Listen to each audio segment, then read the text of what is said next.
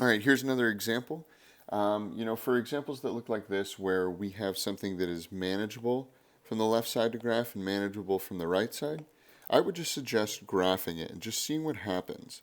So I'm going to go ahead, I'm going to graph just a few points on here and see what we come up with. So I got to put just a few more ticks there.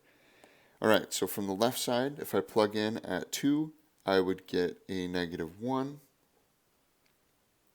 And then it's got a slope of 3 because this is just a line. 1, 2, 3. So up 3 to the right 1. And this will go on like this forever to the right direction. I now need to do my left piece, and so it says it doesn't exist at 2, but it gets really, really close, so I plug in 2 for this. 2 minus 3 is a -1, and then it follows the slope of -1, or 1, so I got to go down 1 to the left 1 to model it, and I end up with a line that looks like this. So is it continuous? Hopefully you can say that this is a big yes. We could tell from here, we know that it exists on all of these pieces, and as long as they meet at that same point, then it would be continuous.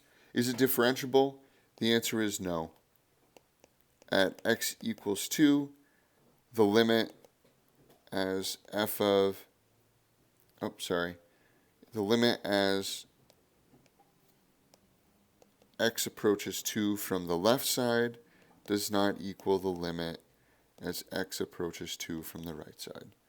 So that would be of f of x, the limit of f of x. And that's how we know it's a no.